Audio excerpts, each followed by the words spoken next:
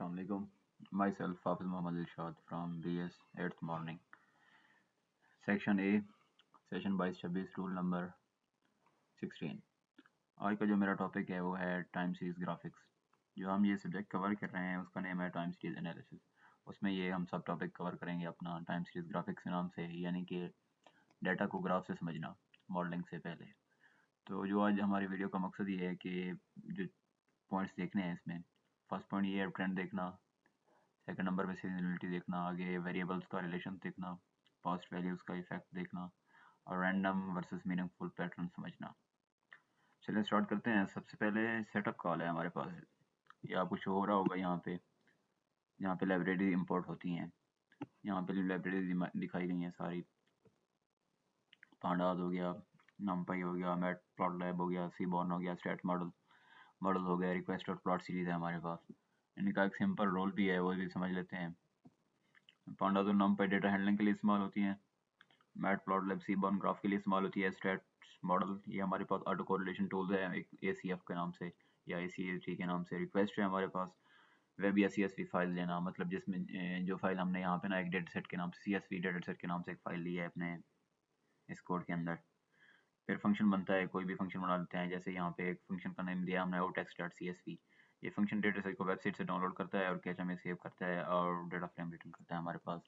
आप यहाँ पे देख भी सकते हैं इस प्रोग्राम के अंदर रिटर्न pdata.csv, ये फाइल हमने यहाँ पे ली है। तो इसकी जो आउटपुट है यहाँ पर प्रिंट कराया सेटअप होके, और ये यहाँ पे ये शो हो रही है इसकी आउटपुट सेटअप होके। इसका मतलब है ना हमारे पास इन्वायरमेंट रेडी है ऑलरेडी, लाइब्रेरीज वगैरह इंपोर्ट हो गई हैं। चलो नेक्स्ट हम स्टार्ट करते हैं फर्स्ट सेक्शन से। तो हमारे पास फर्स्ट सेक्शन है जो हमारे पास डेटा फ्रेम ऑब्जेक्ट के नाम से है। तो इसमें ना एक छोटा डेटा फ्रेम बनता है, लाइक हमने एक एक्स एक वेरिएबल दिया है जिसमें ये नंबर शो हो रहे हैं। उसके बाद हमने ईयर के नाम से भी एक डिफाइन किया है जिसमें 2015 से 2019 या 20 तक की ऑब्जर्वेशन है हमारे पास, 19 तक की ऑब्जर्वेशन है। तो ये बेसिक एग्जांपल है कि टाइम इंडेक्स के साथ टेबल कैसे बनती है, और ये आपको आउटपुट में ना ऑब्जर्वेशन और ईयर के नेम से शो हो रही है, यहाँ पे आप देख सकते हैं। उसके बाद एक रियल डेटा सेट हमने लिया है इसके अंदर ओलंपिक रनिंग के नाम से, यहाँ पे हमारे अपने डेटा सेट को कॉल किया है हमने। उसके अंदर जो ये हमारे पास ना इसकी आउटपुट है ओलंपिक आउटपुट में ना हमारे पास एयर लेंथ सेक्स टाइम देखते हैं, और एक जगह देखें यहाँ पे जो मेन चीज़ है यहाँ पे देखने की वो नैन आ रहा है। इसको हम रन भी करना चाहें तो हम इजीली इसको रन भी कर सकते हैं, रन करके देख सकते हैं दोबारा। ये देख रन हो गया। तो इन पे ये ना एन जो नैन आ रहा है ये एक अलग चीज़ है। ये बताता है हमारे पास ना रियल डेटा में ना मिसिंग वैल्यूज़ नॉर्मल हो सकती हैं, ये एक वैल्यू यहाँ पे मिसिंग है। तो हम नेक्स्ट PBC डेटा पे चलते हैं। PBC डेटा में भी वही सेम वही चीज़ ही है, लेकिन यहाँ पे ना हम टोटल कॉस्ट कैलकुलेट कर रहे हैं। जो मेन फ़र्क ये है, तो PBC डेटा के अंदर ना हमारे पास ये कॉस्ट आपको यहाँ पे शो हो रही है।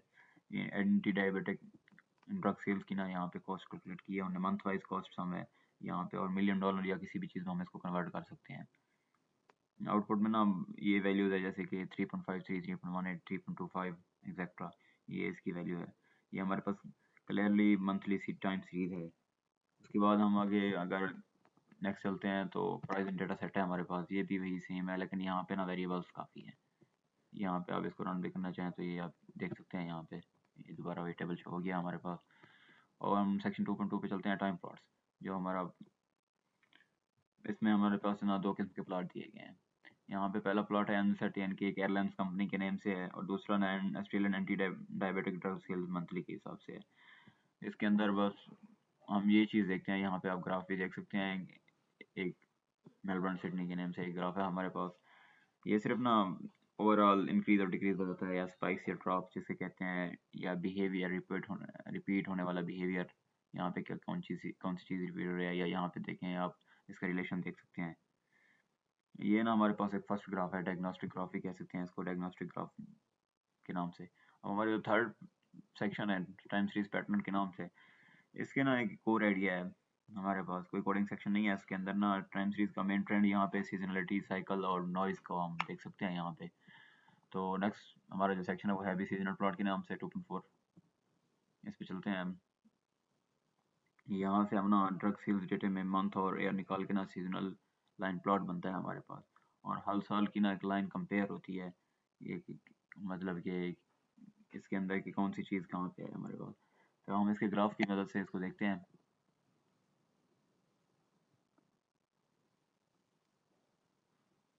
ग्राफ में हमारे पास ना अगर लाइंस का ना शेप सिमिलर हो, आउटपुट के अंदर देखें ना, अगर लाइंस की ना शेप सिमिलर हो तो हम सीजनलिटी हमें स्ट्रांग है हमारी, ये बस देख सकते हैं। यहाँ पे आप देखें जिन लाइंस का ना शेप सिमिलर है तो उसकी सीजनलिटी स्ट्रांग है। अब हमारे पास क्या ना सेम ऐसे ही इलेक्ट्रिसिटी डिमांड के ऊपर भी है।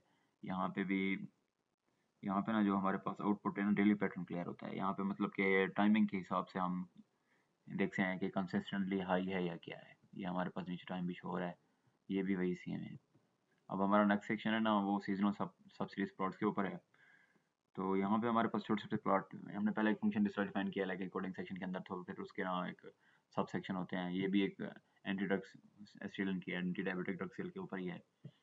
उसके प्लॉट पर हमने इसका शो करा है। यहाँ पे देखें ना पूरा एक ईयर का प्लॉट है, लेकिन इसके आउटपुट का ये क्लियर होता है कि कौन सा मंथ जनरली हाई सेल करता है ड्रग की, कितना सेल होती है। मिसाल के तौर पर जितना भी सेल है उसको कवरेज करता है, कौन सा मंथ स्टेबल है या वोलेटाइल है। ये हमारे पास ना एक काफ़ी अहम चीज़ है। उसके बाद हम नेक्स्ट चलते हैं आगे।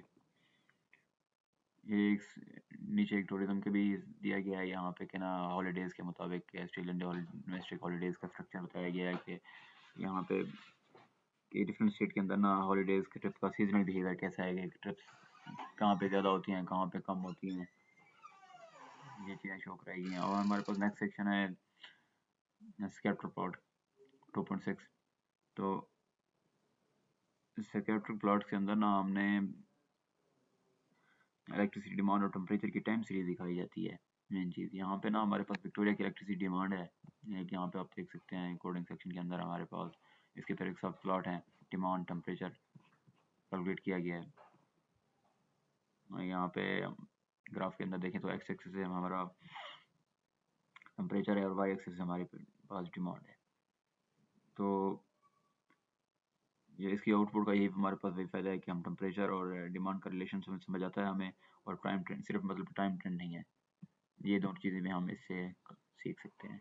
और हमारे पास जो हमारा नेक्स्ट सेक्शन है लैग प्लॉट के नाम से, यहाँ पे ना बेयर की प्रोडक्शन दिखाई गई है। हमारे पास सेम वही स्ट्रक्चर है कि फाइल जो हमारे पास CSV फाइल है अपलोड की है हमने, वहाँ से हमने डेटा लिया है। और उसके बाद ये हमने अपना वेरिएबल्स इंट्रोड्यूस कराए हैं इसके अंदर। उसके बाद लैग 1 से लैग 9 तक के प्लॉट बनते हैं हमारे पास। लैग प्लॉट में ना करंट वैल्यू को पोस्ट वैल्यू के साथ कंपेयर करते हैं। मेन कंपैरिजन है। अगर रैंडम क्लाउड ना हो और स्ट्रक्चर नज़र आए, मतलब कि अगर हमारे पास स्ट्रक्चर सेम नज़र आता है तो मतलब पास्ट वैल्यूज़ का इफेक्ट है। और यहाँ पे ना क्वार्टरली डेटा के भी होता है। क्वार्टरली डेटा में ना सीजनल रिलेशन लैग्स पर क्लियरली हम देख सकते हैं। और अगर हम नेक्स्ट ऑटो कोरिलेशन पे आते हैं ना, ऑटो कोरिलेशन के अंदर ना मेन जो हमारे पास फ़ायदा है, न्यूमेरिकल और जियोग्राफिकल दोनों चीज़ों को हम यहाँ से निकाल सकते हैं। अगर हम वहाँ पे वापस जाते हैं अपनी आउटपुट की तरफ, जो पेयर डेटा का हमारा आउटपुट था, उसके अंदर हम यहाँ पे आउटपुट भी चेक कर सकते हैं कि लैग 4 के अंदर ना स्ट्रॉन्ग पॉजिटिव हमारे पास इसका वो है कैलकुलेशन है, क्योंकि यहाँ पे ना इसकी वैल्यूज़ भी शो हो रही हैं। लैग 8 भी हमारे पास स्ट्रॉन्ग है, क्योंकि क्वार्टरली डेटा में ना लैग 4 है वो 1 साल का है, यानी सेम सीधा नेक्स्ट ईयर से ये स्ट्रॉन्ग रिलेशन शो कर रहा है लैग 4। यहाँ पे आप देख सकते हैं।